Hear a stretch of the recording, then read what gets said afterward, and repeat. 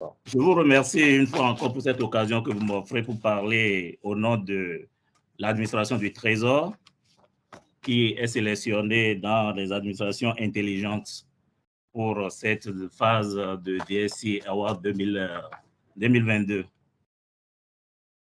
Je voudrais d'ailleurs dire que le Trésor est une régie financière au même titre que la Direction générale des impôts et la Direction générale des douanes.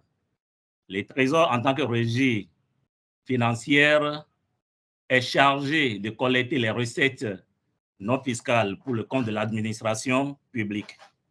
C'est également lui qui centralise les recettes collectées par les autres administrations financières, à savoir la Direction générale des impôts et la Direction générale donc, des douanes. Autrefois, les usagers étaient obligés donc de venir au guichet du Trésor pour venir payer les redevances et taxes. Du coup, ce qu'on note, c'est de longues files d'attente au niveau donc, des guichets. C'est également la fermeture tardive des caisses pour les caissiers. C'est des risques de falsification pour le compte des caissiers de mauvaise foi qui, en fait, étant donné que les quittances étaient manuelles, ils délivraient les quittances, mais émettaient donc un support solide entre la souche et le papier carbone. Supposons que quelqu'un vient vous payer 50 000, ils vont délivrer la quittance de 50 000, mais après, il peut revenir là-dessus et transformer la quittance de 50 000 en 500 000. Le caissier empoche comme ça 450 000 des derniers publics. C'est également des difficultés de centralisation des recettes pour le compte du Trésor parce que le Trésor, en collectant les ressources, cela devrait lui permettre de financer les dépenses publiques. L'État veut connaître les ressources qu'il y a dans la caisse et planifier donc les dépenses au quotidien. Mais vu que c'était des collectes qui étaient faites manuellement, il était donc difficile à la structure centrale donc de centraliser ces recettes. Alors, qu'est-ce que nous avons fait? Nous avons donc pensé à ce qu'il faut automatiser ce service.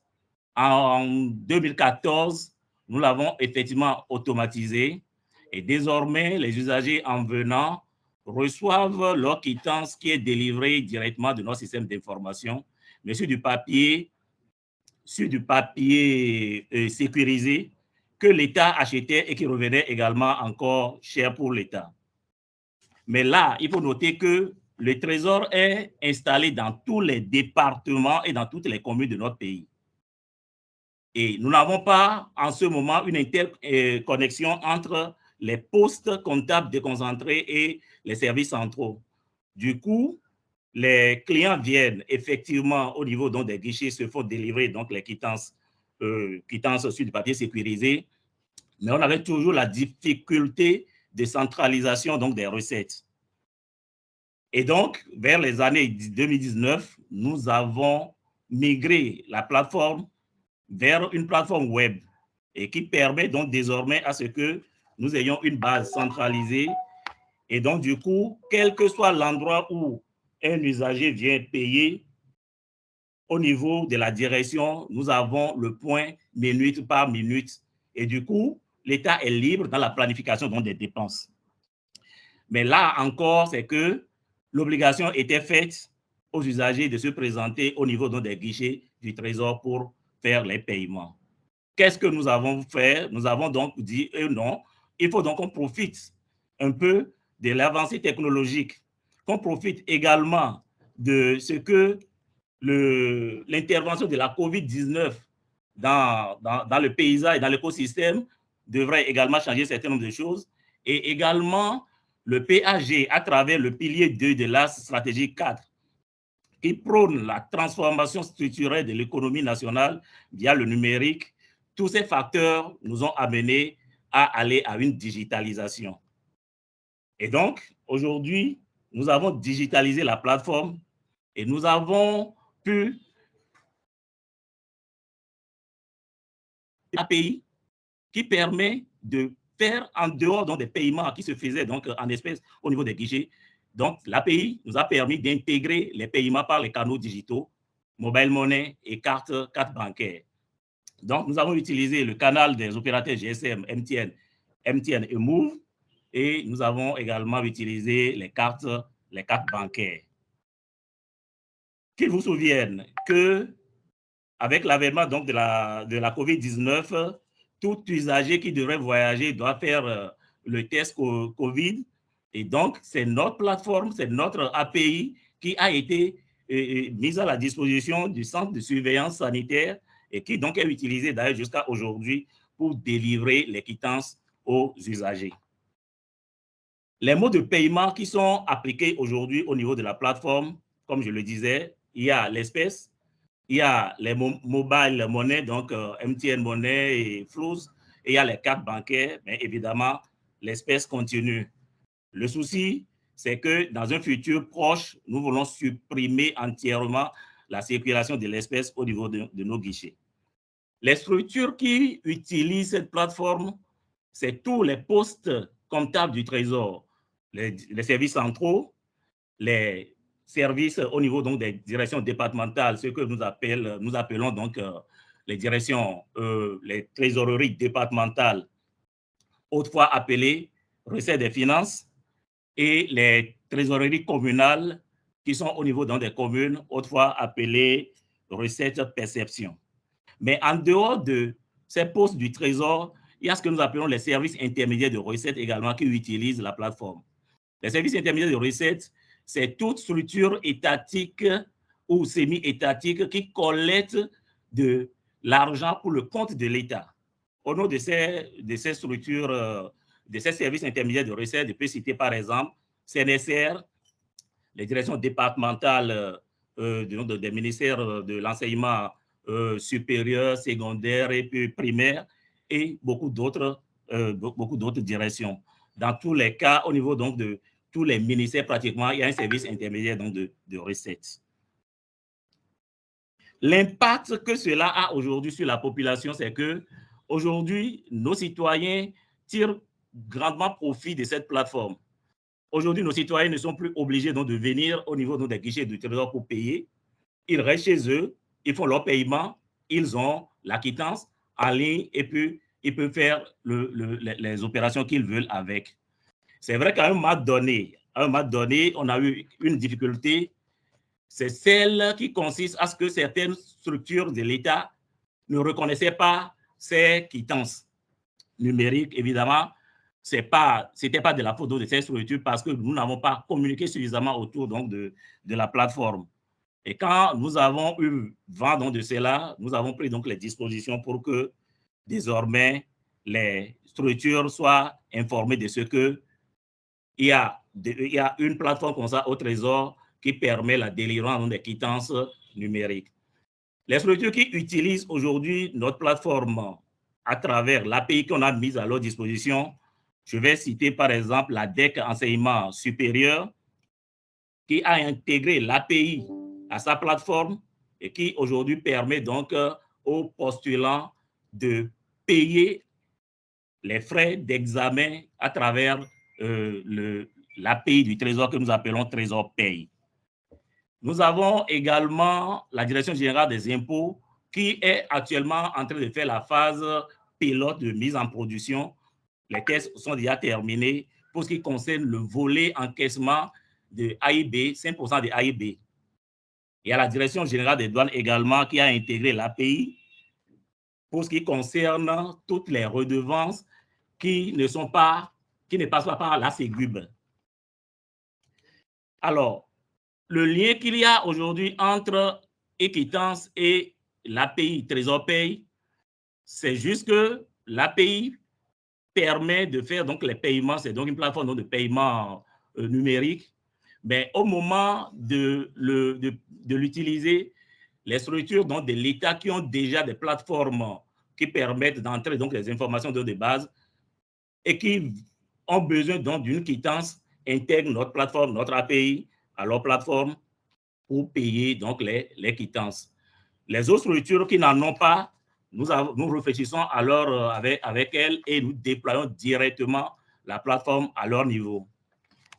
Nos ambitions désormais, c'est de pouvoir couvrir nos postes diplomatiques et les consulats généraux qui également font de l'encaissement pour le compte donc, de l'État. De façon générale, voilà ce que fait notre plateforme. Je vais juste finir en disant que c'est une plateforme qui est suffisamment utilisée et qui mérite d'être connue par notre public. Qu'il vous souvienne que ces derniers temps, nous avons de très belles voies dans la ville et du coup, nous avons envie donc de bien circuler, de circuler à grande vitesse. Cela n'est pas du goût de la police. En respectant donc les tests, la police nous réprimande, on nous verbalise. Il y a eu plusieurs verbalisations donc ces derniers temps. Et donc, les tracasseries que les usagers connaissent, beaucoup ne savent pas qu'ils peuvent payer en ligne ces redevances et prendre les papiers de leur véhicule en même temps. Donc, il a fallu que nous communiquions autour. Et puis, dans un second temps également, la police elle-même donne parfois le lien à ceux qui appréhendent, mais exige d'eux qu'ils aillent imprimer la quittance avant donc de les libérer. Nous avons donc fait une réunion avec la hiérarchie donc de la police pour leur montrer que la dématérialisation, elle est totale. Tout ce qu'on a à leur donner, c'est de leur donner des habilitations pour leur permettre donc des consultations de ces quittances pour s'assurer de l'authenticité de ces quittances. Également, quand les concours sont lancés, les différents concours qui sont lancés dans le pays aujourd'hui, nous évitons aux candidats de venir faire de longs rangs au niveau donc des guichets du Trésor et payent les droits d'examen de concours à travers notre plateforme qui est effectivement certifiée, contrôlée par les structures du numérique de la place aujourd'hui. Et donc, qui surveille effectivement cette plateforme avec nous et donc ils nous ont donné l'autorisation de la mettre en production. Donc, voilà, chers membres du jury, ce que je peux dire de façon synthétique, de façon résumée sur la plateforme Équitance d'encaissement des recettes de l'État. Je vous remercie. Je suis disponible pour des questions d'éclaircissement s'il y en a. Très bien. Merci, M. Akako. Merci pour cette présentation. Donc, on laisse le temps au public de se prononcer pour poser les questions.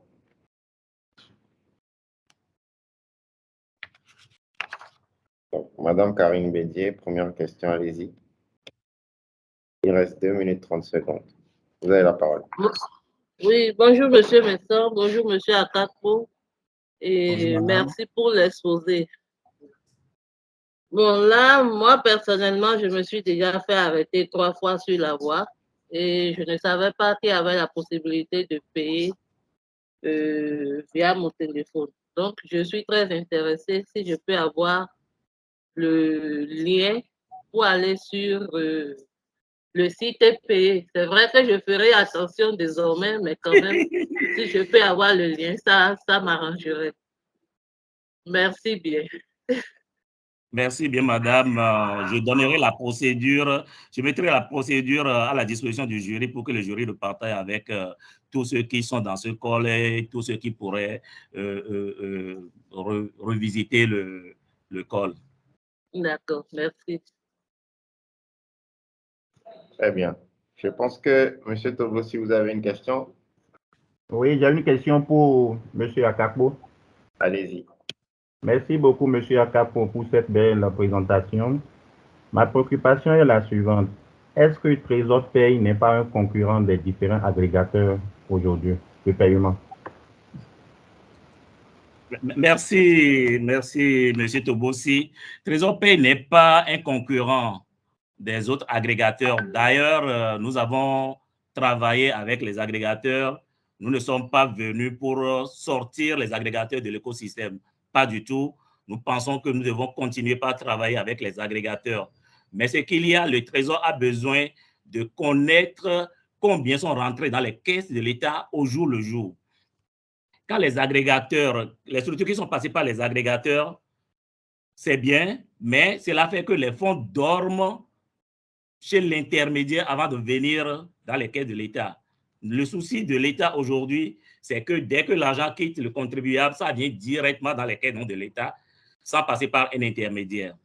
Et donc, nous avons travaillé et nous continuons de travailler avec l'appui technique des agrégateurs, mais nous voulons supprimer quand même dans cette chaîne l'intervention des agrégateurs.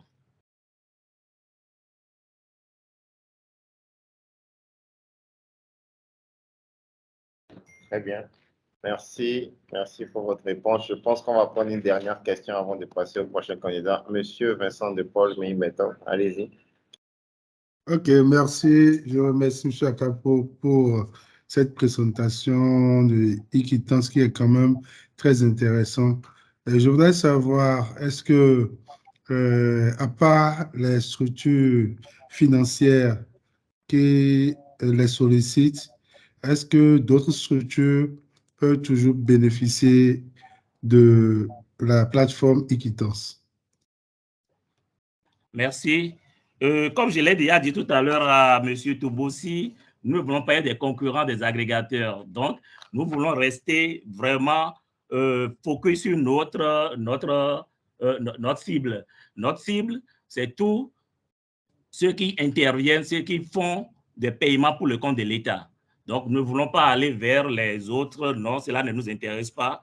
Nous voulons juste concentrer nos énergies, concentrer nos forces sur les structures étatiques et les semi-étatiques qui font de la collecte pour le compte de l'État, pour permettre à l'État d'exécuter les dépenses publiques en bonne et due forme.